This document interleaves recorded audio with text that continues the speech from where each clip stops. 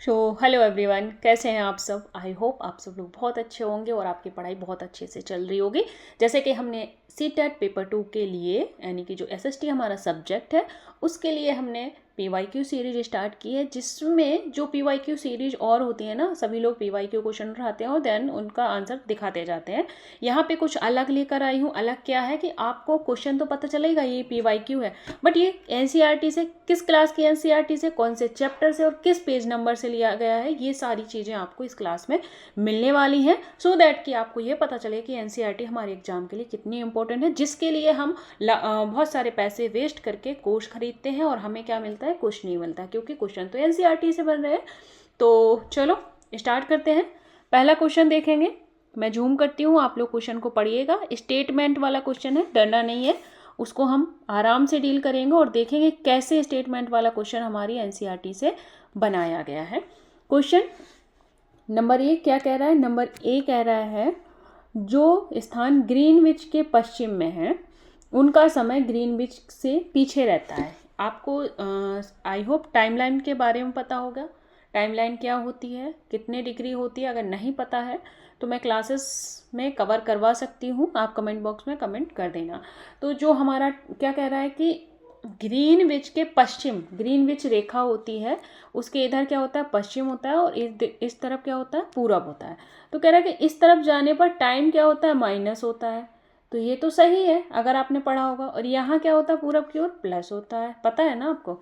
चलो अभी कंफ्यूज नहीं होना है, हम एनसीईआरटी से ही इसका आंसर निकालेंगे। नेक्स्ट क्या कह रहा है कि पृथ्वी पूरब से पश्चिम की ओर चक्कर लगाती है तथा सूर्य पूरब दिशा में शीघ्र उगता है। क्या लिखा है, सूर्य पूरब दिशा में शीघ्र उगता है, तो ये तो सही लग रहा है। और बाकी पूरा स्टेटमेंट बनना है, इसमें दो दो चीज़ें दी गई हैं। अभी मैं बताऊंगी कैसे दो दो चीज़ें दी गई हैं जिससे आप कंफ्यूज हो जाएंगे और आंसर गलत कर देंगे। चलो ये क्वेश्चन आपका एनसीईआरटी चैप्टर 2 से लिया गया है। पेज नंबर मैं आपको दिखा दूं, पेज नंबर आपका 15 है, आपने देख लिया होगा। चलो ये है 15 और इतनी सी लाइन से ये पूरा क्वेश्चन बना दिया गया है। ये देखो मैंने हाईलाइट कर लिया है पहले से ही, सो दैट कि आपका टाइम वेस्ट ना हो चीज़ों को फाइंड आउट करने में। ओके, क्या लिखा है, पृथ्वी, पहले तो यहाँ पढ़ेंगे पश्चिम। क्या लिखा है ये, पश्चिम। पश्चिम में उनका समय पीछे होगा, किनका समय, ग्रीनविच रेखा का जो समय है पश्चिम में कैसे होगा, पीछे। पीछे यानी कि माइनस होगा, लिखा है। और यहाँ मैंने क्या बताया था, पूरब में समय क्या होगा, आगे। आगे यानी कि प्लस में होगा। तो क्या कहते हो, पहला स्टेटमेंट राइट हो जाता है, बिल्कुल राइट हो जाता है। चलो ए स्टेटमेंट हम राइट कर देते हैं, कर दिया हमने राइट। चलो एक मिनट,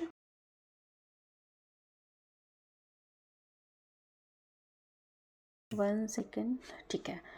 मुझे लगा पूरी क्लास ऑफ ना हो जाए, बहुत दिक्कत होती है मुझे इन सब चीज़ों को करने में, बिकॉज मुझे हैबिट नहीं है।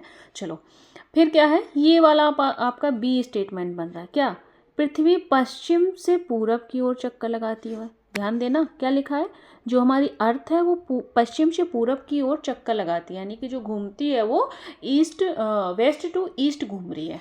चलो देखते हैं, ध्यान दे लिया क्या लिखा है। ओके, अभी मैंने कहा था ना आप गलती कर दोगे। कैसे गलती कर दोगे, ये देखो यहाँ पे जो सेकंड स्टेटमेंट दिया है ना, वो आधा तो स्टेटमेंट सही है, आधा आपका क्या है, गलत है। आधा सही कहाँ पे है, सूर्य पूरब दिशा में शीघ्र उगता है। आपने सुना होगा कि जो मैं आपको आगे पढ़ाऊंगी 2 घंटे समय आगे रहता है, किस जगह पे 2 घंटे समय आगे रहता है, आप मुझे कमेंट बॉक्स में कमेंट करके ज़रूर बताइएगा। तो पूरब दिशा में सूर्य शीघ्र उगता है, ठीक है। लेकिन जो हमारी अर्थ है वो पूरब से पश्चिम रोटेट नहीं कर रही है, कर रही है, नहीं कर रही है, क्योंकि मैंने यहाँ देखा कि हमारी अर्थ जो है वेस्ट टू ईस्ट रोटेट करती है। कहाँ से करती है, वेस्ट टू ईस्ट रोटेट करती है। इसका मतलब क्या हुआ, जो आर है वो क्या हो जाता है, हमारा रॉन्ग हो जाता है। ए हमारा क्या हो जाता है, राइट हो जाता है। तो इस बेस पे आंसर क्या बन जाएगा, नंबर ए। क्यों, ए सत्य है और आर क्या है आपका, असत्य है। तो आपने देखा, आप जल्दबाजी में क्वेश्चन पढ़ते, आप देखते सूर्य पूरब में शीघ्र ही निकलता है, क्योंकि हमने पढ़ा है 2 घंटे का समय यहाँ पे ज़्यादा होता है, यहाँ पे 2 घंटे लेट सूर्य निकलता है। कहाँ पे, ये कमेंट बॉक्स में आपको बताना है, इसलिए मैं नहीं बता रही हूँ आपको, ठीक है। तो इस हिसाब से क्वेश्चन को हमें अच्छे से पढ़ना है। और मैंने बताया ये क्वेश्चन कहाँ से लिया गया है, और एनसीईआरटी से ही क्वेश्चन बना है। तो चलो नेक्स्ट क्वेश्चन की ओर बढ़ते हैं। नेक्स्ट क्वेश्चन क्या है, नेक्स्ट क्वेश्चन है आपका ये, देखो टाइम लग रहा है, चीज़ों को समझाने में टाइम लगता है। मेरी आदत नहीं है कि फट फट फट फट करके पढ़ा दिया देन हो गया, नहीं, मुझे एक्सप्लेन करने में टाइम लगता है। आप लोग स्पीड में भी देख सकते हो, इस वीडियो को स्पीड में लगा के देख लेना, ठीक है। चलो अगेन एक हमारा फिर से स्टेटमेंट का क्वेश्चन आ गया, और ये भी आपकी एनसीईआरटी से ही बना हुआ है। मैं प्रूफ लेकर आई हूँ, देखो ये लगा हुआ है चैप्टर, मैं बताऊंगी कौन सा चैप्टर है और पेज नंबर भी दिखा दूंगी आपको, जिससे कि आपको ये ना लगे कि मैम प्रमोशन कर रही है एनसीईआरटी का। नहीं, मैं आपको एक ओवरव्यू दे रही हूँ, आपको एक एनसीईआरटी की वैल्यू बता रही हूँ कि एनसीईआरटी पढ़ना क्यों ज़रूरी है, कैसे पढ़ें, कैसे क्वेश्चन बने। जब आपको दिख रहा है कि यहाँ से इस लाइन से ऐसे क्वेश्चन बना है, तो आप आराम से एनसीईआरटी पढ़ सकते हो और अपने खुद से क्वेश्चन बना सकते हो। अगर नहीं बन रहा है तो आप कमेंट बॉक्स में कमेंट कर देना, मैं करवा दूंगी, इसमें कोई बड़ी बात नहीं है, ठीक है। चलो ए पढ़ते हैं। ए में क्या लिखा है, पृथ्वी अपने अक्ष पर घूमना, पृथ्वी का अपने अक्ष पर घूमना घूर्णन कहलाता है। अक्ष क्या होता है, जहां आप खड़े हो, ठीक है, मैं यहाँ खड़ी हूँ, ये आप हो, ये आप हो, ये आप यहाँ पे खड़े हो और यहाँ पे ऐसे ऐसे ऐसे ऐसे ऐसे ऐसे घूमो, खुद ही घूमो अपने आप में, दिस कॉल क्या होगा, ये रोटेशन हो जाएगा। हो गया रोटेशन, ज़्यादा ही रोटेशन करवा दिया मैंने, चक्कर ना आ जाए इसको। चलो रोटेशन समझ गए, जहाँ पे हम खड़े हैं और खड़े होकर घूमना। मान लो मैंने आरती की, पूजा के बाद मैंने आरती की, और आरती करने के बाद जब मैं ऐसे ऐसे घूमी तो क्या हो गया, ये घूमना घूर्णन। घूमने से घूर्णन को रिलेट करके पढ़ोगे, नहीं बोलोगे। अगर घूमना लिखा है तो घूमना मतलब घूर्णन करना होता है, इंग्लिश में रोटेशन होता है। तो ये वाला तो सही है, मुझे पता है, मैंने ये बता दिया आपको, लेकिन हम एनसीईआरटी से इसका आंसर निकालने वाले हैं। सेकंड क्या है, पृथ्वी अपने अक्ष, जो पृथ्वी का अक्ष है एक काल्पनिक रेखा है, ठीक है, काल्पनिक रेखा जो अपनी कच्ची सतह पर 23.5 डिग्री का कोण बनाती है। सेम प्रॉब्लम इस स्टेटमेंट में भी है, जो कि मैंने पहले स्टेटमेंट में देखी थी, ठीक है। आई होप आप लोग समझ गए होंगे, नहीं समझ गए हो कोई बात नहीं, हम समझाने के लिए हैं यहाँ पे। चलो आप देख पा रहे हो चैप्टर 3 है, सामने ही लिखा है तो पेज नंबर 1 ही होगा, ठीक है। चलो यहाँ पे आ जाओ, आपको एक चीज़ और बता दूँ, सेम लाइन उठाता है, कुछ चेंज भी नहीं किया हुआ है। देखो पहले क्या लिखा है, पृथ्वी का अपने अक्ष पर घूमना घूर्णन कहलाता है, देखा, सेम लिखा है, देख लो, पृथ्वी का अपने अक्ष पर घूमना घूर्णन कहलाता है, डिट्टो लाइन उठाई है, कुछ चेंज भी नहीं है, एक सिंपल मात्रा भी चेंज नहीं की हुई है, ठीक है। तो इस हिसाब से मैंने ए आपको सही बताया था, ए राइट हो जाता है। नेक्स्ट आगे बढ़ते हैं, क्या लिखा है, पृथ्वी का अक्ष पर, जो पृथ्वी का अक्ष है वो एक काल्पनिक रेखा है, लिखा है ना, लिखा है ना, समझ में आया, इरेज कर दूँ एक बार, ठीक है, फिर से बताती हूँ। पृथ्वी का अपने अक्ष पर घूमना क्या कहलाता है, काल्पनिक रेखा है। पृथ्वी का अक्ष एक काल्पनिक रेखा है, यानी कि रेखा नहीं है, बस एक इमेजिनरी रेखा बनाई हुई है। यहाँ तक तो सही लग रहा है, आगे बढ़ते हैं, आगे क्या लिखा है, यह इसकी कच्ची सतह से 66.5 डिग्री का कोण बना रही है, कितने का, 66.5 डिग्री का। यहाँ क्या लिखा था, देखोगे, यहाँ क्या लिखा था, यहाँ लिखा है 33.5 डिग्री, इट्स मीन्स ये रॉन्ग हो गया। तो सेम पॉसिबिलिटी यहाँ भी डाली, उसने डाली ना। अभी मैंने आपको इसमें नेक्स्ट टाइम से मैं बताऊंगी कि किस ईयर के ये प्रीवियस ईयर है, ठीक है, ये किसी ईयर का प्रीवियस ईयर है, और एक ही चैप्टर से, मतलब एक ही पेपर से उठाए गए क्वेश्चन है ये, अलग अलग चैप्टर, अलग अलग क्वेश्चन पेपर से नहीं उठाया मैंने, एक ही क्वेश्चन पेपर खोला, उसी में से मैंने ये प्रीवियस ईयर निकाले। तो आप देख पा रहे हो, सेकंड चैप्टर से क्वेश्चन बना, थर्ड से बना, और सेम गलतियां यहाँ भी हैं। तो आप बता दो आंसर क्या होगा, बताइए भाई आंसर क्या होगा, बोलो, नहीं बोलोगे, मैं बोलूँ, ठीक है। तो क्या होगा, केवल ए सही, क्या होगा, केवल ए सही।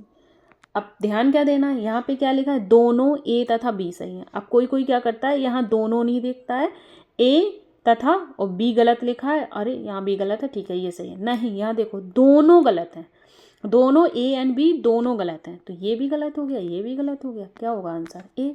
तो आपको ऑप्शन भी ध्यान से पढ़ने हैं, और जहाँ हमें आंसर देना वहाँ पे, यहाँ पे ये ऐसा था और यहाँ पे क्या था, फर्स्ट वाले में मैं दिखाती हूँ आपको, 1 सेकेंड, ये देखो, यहाँ पे ए सत्य और आर असत्य था, तो इस तरह से था, इसलिए हमने यहाँ पे ऐसे आंसर दिया था। तो चले नेक्स्ट क्वेश्चन की ओर। ठीक है, नेक्स्ट क्वेश्चन है आपका, ये आपका है 4th चैप्टर से। ठीक है, और 6th क्लास की एनसीईआरटी है। ये कहाँ की है? 6th क्लास की एनसीईआरटी। कितनी इंपॉर्टेंट है वो देखेंगे। मैंने इसका एक क्लिप लगाया हुआ था, अभी हट गया है मेरे से, जैसे ही मैंने वो किया मैं बताती कि मैंने एनसीईआरटी पढ़ाई थी जब, वहाँ पे मैंने बताया था कि ये क्वेश्चन इंपॉर्टेंट है, यहाँ से क्वेश्चन बन जाएगा। ठीक है, और वहाँ से क्वेश्चन बना है। मैंने शॉर्ट में भी 1-2 वीडियो डाले, आप देख सकते हो। चलो, क्वेश्चन क्या कह रहा है? क्वेश्चन कह रहा है, भारत के भौतिक मानचित्र में यदि आपको दक्कन के पठार की पहचान करनी हो तो किस रंग से दर्शाया गया? यानी कि जो हमारा भौतिक मानचित्र है उसमें हमें किसकी पहचान करनी है? दक्कन के पठार की। तो उस पठार को किस रंग से दर्शाया गया है? चलो, ये क्या क्वेश्चन आ गया मैम, पठारों को किस रंग से दर्शाएंगे हम? ये तो मैंने सुना ही नहीं है। चलो, नहीं सुना कोई बात नहीं, हम एनसीईआरटी के पास आते हैं हम। और ये क्वेश्चन आपका चैप्टर 4 और पेज नंबर 28 है। हाँ, ये है, देखो पेज नंबर 28 है और चैप्टर 4 से लिया गया है। देखो, मैंने डिट्टो यहाँ पढ़ाया हुआ, वो क्लिप हट गई, मैं लगाई थी यहाँ पे पर हट गई। मैं बताती कि मैंने कैसे आपको बताया था कि यहाँ से क्वेश्चन बनेगा, और क्वेश्चन बन गया। चलो, क्या लिखा है? पीला रंग किसको दर्शाता है? पठारों को। हरा रंग मैदान को। नीला रंग किसको? जलाशय। और भूरा रंग पर्वतों को। तो क्वेश्चन क्या था? पठारों को कैसे दर्शाएंगे? तो पठारों को पीले रंग से दर्शाएंगे। चलो, अपने आंसर की ओर चलते हैं, आराम से आंसर देंगे क्योंकि एनसीईआरटी पढ़ ली हमने, हमें पता है आंसर ये है। तो आंसर इज पीला। कितना सिंपल क्वेश्चन था, जिसने एनसीईआरटी पढ़ी होगी वो बता देगा। बैच में ये चीज़ें पढ़ाई जाती हैं? मुझे तो नहीं लगता नहीं पढ़ाई जाती हैं, बिल्कुल भी नहीं पढ़ाई जाती हैं कि ये पीले रंग से दर्शाता है, ये नीले रंग से, बिल्कुल नहीं, आज तक नहीं पढ़ाया गया। मैंने भी पढ़ी है क्लासेस, तो आपको एनसीईआरटी पढ़नी पड़ेगी। चलो, नेक्स्ट क्वेश्चन। हाँ, ये वाला क्वेश्चन देखो, ये चैप्टर 5 दिख रहा है सीधा सीधा। यहाँ पे मैचिंग वाला क्वेश्चन है, और यहाँ पे मैं बताऊँगी एलिमिनेशन मेथड से भी कैसे चीज़ें कवर की जा सकती हैं। सबसे पहले ये हमें मिलाने हैं क्या? स्थलमंडल, जलमंडल, वायुमंडल, जैवमंडल। ठीक है, स्थलमंडल क्या होता है, जलमंडल क्या होता है, वायुमंडल, जैवमंडल क्या होता है। यहाँ आ जाओ, चैप्टर 5 है, और अगर चैप्टर 5 है, 6th क्लास की ही एनसीईआरटी है ये, ज्योग्राफी।